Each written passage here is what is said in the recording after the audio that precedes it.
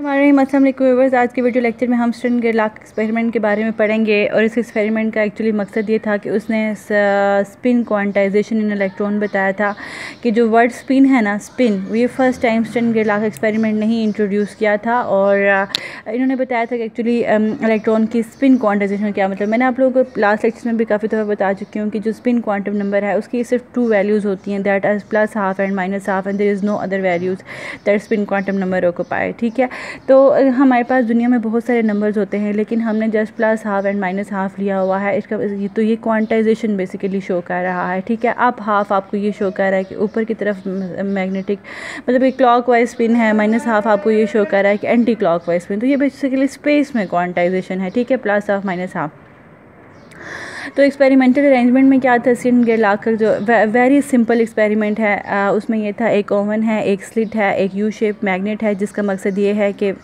Non uniform या inhomogeneous magnetic field यहाँ पे उसने सेट की हुई है। और यहाँ पे एक फ़ोटोग्राफिक प्लेट है जिसने क्या करना है, हमें इमेज डेवलप करके देना है। ठीक है जी, और ओवन के अंदर, अच्छा जी, फिर उसने वर्किंग क्या हुई इसकी कि ओवन के अंदर उन्होंने सिल्वर रखा हुआ था और सिल्वर को उसने इलेक्ट्रिकली वेपराइज़ किया, और जब उसके सिल्वर एटम्स के वेपर्स बन गए और फिर वो इलेक्ट्रॉन वो उस ओवन से बाहर निकले, इस डिफरेंट डायरेक्शंस में निकले, तो उन एटम्स को एक स्लिट से पास करवाया गया ताकि कोलिमिनेटेड बीम ऑफ रे जो है वो इस यू शेप मैग्नेट के अंदर इंटर हो। कोलिमिनेटेड का मतलब होता है parallel raise of silver atom inter हूँ। और यहाँ पे देखें जी, यू शेप है, तो ये यू शेप इसकी यहाँ से हमें ऑब्वियस हो रही है इस जगह से। तो अब ये होता है कि इन लोगों ने कोई भी एक्सपेरिमेंट करने से पहले प्रेडिक्शन होती है कि क्या होगा। तो क्लासिकल प्रेडिक्शन ये कह रही थी कि एक स्मीयर ऑफ इलेक्ट्रॉन्स जो हैं वो यहाँ पे शो होंगे। स्मीयर मतलब कि पूरी की पूरी फ़ोटोग्राफिक प्लेट भर जाएगी, इस तरह से फ़ोटोग्राफिक प्लेट डेवलप हो जाएगी। लेकिन एक्चुअली ऐसा नहीं हुआ, सिर्फ हमारे पास 2 पॉइंट्स पे ये एटम्स डिटेक्ट हुए, एक ये वाला पॉइंट था और एक ये वाला पॉइंट था। तो ये एक बिल्कुल ऑपोजिट कंट्राडिक्टरी रिज़ल्ट था क्लासिकल एक्सपेक्टेशन से।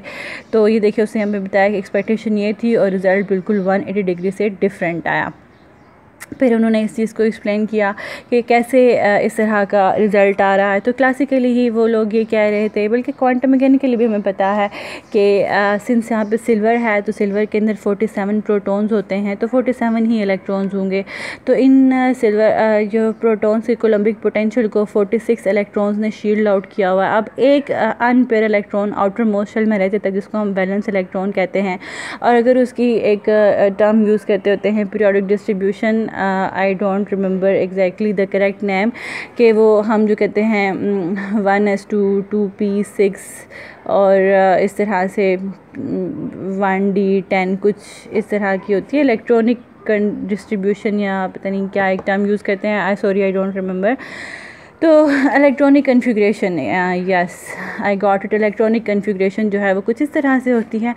तो अगर हम वो देखें सिल्वर एटम्स की, तो जो आउटर मोस्ट शेल है ना, 47th इलेक्ट्रॉन जो अकेला रह गया वो 4s शेल में है। तो हमें पता है कि एस सब शेल के क्वांटम नंबर्स ही होते हैं।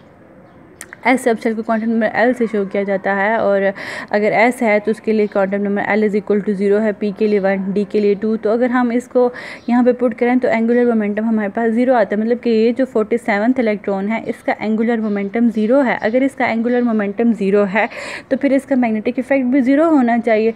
ठीक है, मैंने आपको बताया था लास्ट लेक्चर में कि एक शेल के अंदर जब एक इलेक्ट्रॉन मूव करता है तो करंट जनरेट होता है, जिसकी वजह से मैग्नेटिक फील्ड जनरेट होती है। ये सपोज़ करें कि ये एक एटम है, ये इलेक्ट्रॉन रिवॉल्व कर रहा है, तो इसकी एक मैग्नेटिक फील्ड जनरेट हो रही है, और ये मैग्नेटिक फील्ड जो बाहर यू शेप मैग्नेट है उसकी मैग्नेटिक फील्ड के साथ इंटरेक्शन करती है, जिसकी वजह से यहाँ पे डिफ्लेक्शन होती है, यहाँ पे डिफ्लेक्शन होती है, यहाँ पे डिफ्लेक्शन होती है।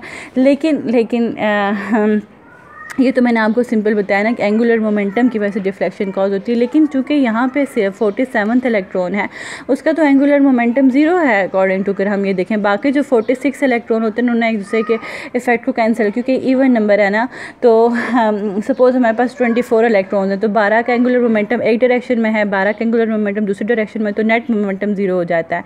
तो अब अगर एक इलेक्ट्रॉन रह गया है तो उसका मोमेंटम एस शेल में होने की वजह से 0 है। मीन्स कि इलेक्ट्रॉन मूव नहीं कर रहा। जब इलेक्ट्रॉन मूव नहीं कर रहा तो उसका कोई मैग्नेटिक इफेक्ट नहीं है। जब उसका कोई मैग्नेटिक इफेक्ट नहीं है तो वो बाहर वाली मैग्नेटिक फील्ड के साथ कोई इंटरेक्शन नहीं करता। जब नहीं करता तो होना तो ये चाहिए था कि यहाँ पे जितने भी सारे एटम्स आ रहे हैं वो एक जगह पे आके स्ट्राइक करते, लेकिन ऐसा नहीं हुआ। कुछ एटम्स नीचे स्ट्राइक कर रहे हैं, कुछ एटम्स ऊपर स्ट्राइक कर रहे हैं फोटोग्राफिक प्लेट को। तो what is the reason behind this?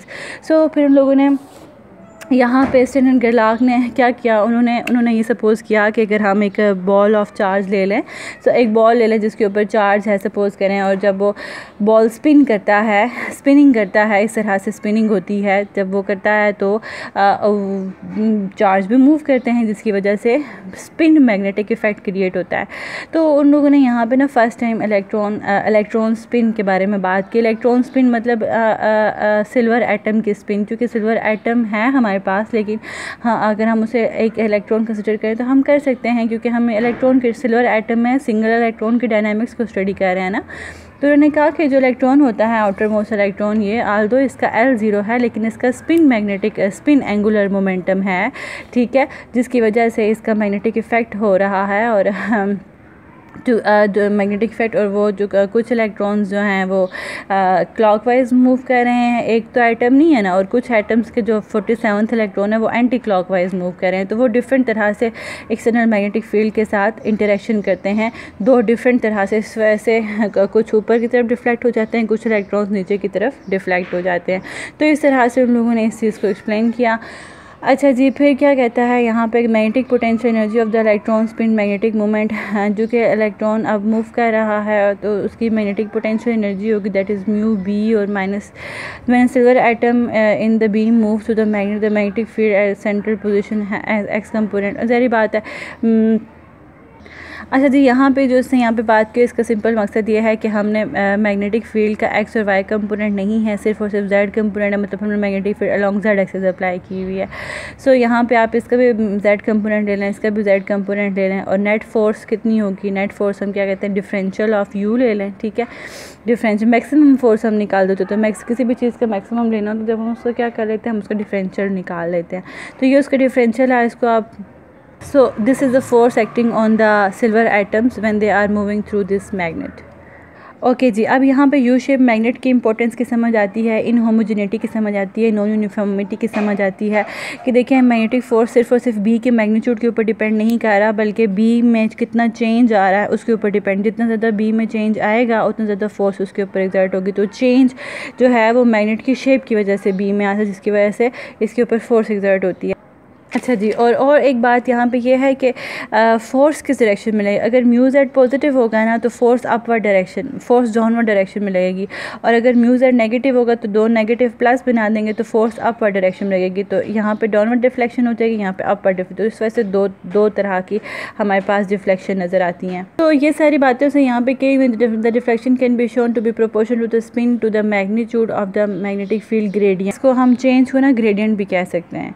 Experimental results क्या थे जी, व्हेन इलेक्ट्रोमैग्नेटिक इज टर्न, और जब आप वो यू शेप मैग्नेट की इलेक्ट्रोमैग्नेटिज्म को टर्न ऑफ कर देते हैं, there will be no deflection of atoms and the beam will form. तो वो सीधी जो है वो जाके स्ट्राइक करती है, लेकिन जो ही आप उसको ऑन करते हैं तो दो डिफरेंट तरह की रेज बनती हैं। इस turn strong reflecting force come into action and this beam split into two sub beams and this is called quantisation. तो इस समय पर क्वांटाइजेशन एग्जिस्ट करती है। तो ये वेरी फर्स्ट टाइम स्टर्न गेरलाक एक्सपेरिमेंट में इलेक्ट्रॉन के स्पिन को डिस्कवर किया गया था, ठीक है। ये जो मैं पहले आपको बता चुकी हूँ प्रीवियस लेक्चर में, ये तो हमने पहले से पढ़ा हुआ है तो मैं आपको बता रही हूँ, लेकिन साइंटिस्ट ने जो है वो इलेक्ट्रॉन के स्पिन को स्टर्न गेरलाक एक्सपेरिमेंट में वेरीफाई किया था। So thanks for watching the video. If you have any query, please comment and let me know in the comment section of the video. I will answer. Hopefully, thanks. Allah Hafiz.